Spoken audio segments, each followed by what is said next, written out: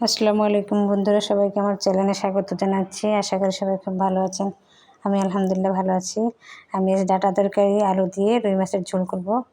আমি এখানে ডাঁটা তরকারি আর আলু কেটে ধুয়ে নিয়েছি, আর রুই মাছটাও ভালো করে ধুয়ে হলুদের গুঁড়া, মরিচের গুঁড়া, লবণ মাখিয়ে গরম তেলে ভেজে নেব।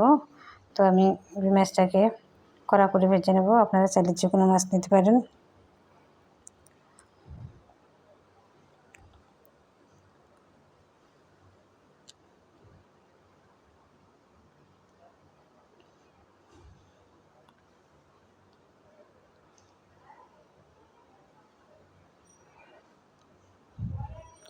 আমার মাছ ভাজা হয়ে গেলে এবার আমি ডাঁটা তরকারি রান্না করার জন্য চুলায় একটা কড়াই বসিয়ে দিয়েছি। এর মধ্যে পেঁয়াজ কুচি দিয়ে দিলাম। পেঁয়াজটাকে আমি ভালো করে ভেজে নেব। পেঁয়াজটা ভাজা হয়ে যাওয়ার পর আমি পেঁয়াজের মধ্যে এক এক করে মশলা দিয়ে দিলাম। এখানে পেঁয়াজ, রসুন বাটা, মরিচের গুঁড়া, হলুদের গুঁড়া, পরিমাণ মতো লবণ, ধনিয়া গুঁড়া আর একটু সরিষা বাটা দিয়েছি। এখন আমি মশলাগুলো একটু ভালো করে ভেজে নেব। কিছুক্ষণ ভেজে নেওয়ার পর আমি এখানে পানি অ্যাড করব। পানি দিয়ে মশলাটাকে আরও কিছুক্ষণ কষিয়ে নেব।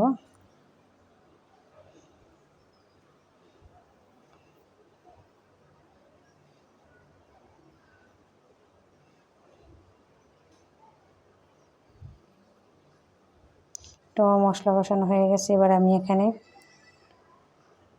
ডাঁটা তরকারি দিয়ে দিলাম। মশলার সাথে তরকারি ভালো করে কষিয়ে নেব।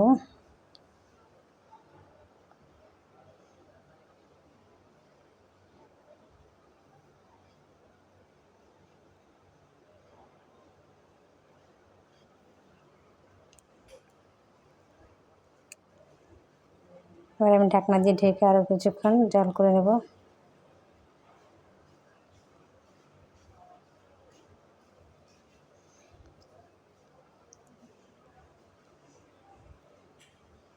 পাশের চুলে আমি গরম পানি দিয়েছিলাম। গরম পানিটা তরকারির মধ্যে দিয়ে দেব।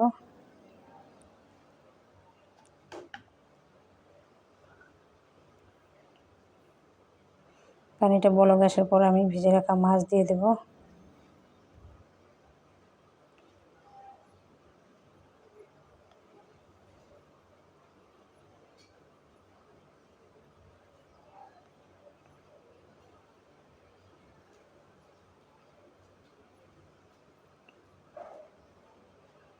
মাছ দিয়ে দেওয়ার পর আমি ঢাকনা দিয়ে ঢেকে আরও কিছুক্ষণ রান্না করে নিলাম। এবার আমি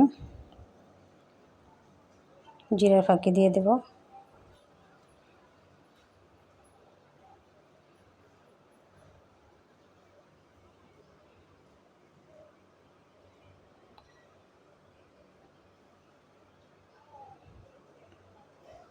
তো আমার রুই মাছ দিয়ে ডাঁটার তরকারি রান্না হয়ে গেল।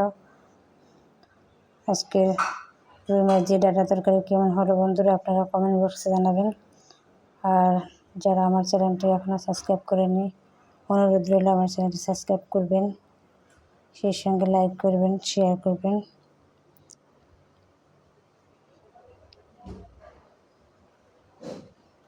তো আমার ডাঁটা তরকারি রান্না করা শেষ।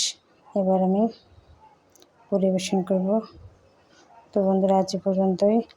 আবার ফিরে আসবো নতুন কোনো রেসিপি নিয়ে। সে পর্যন্ত আপনারা ভালো থাকবেন, সুস্থ থাকবেন, নিরাপদে থাকবেন। আল্লাহ হাফিজ। আসসালামু আলাইকুম।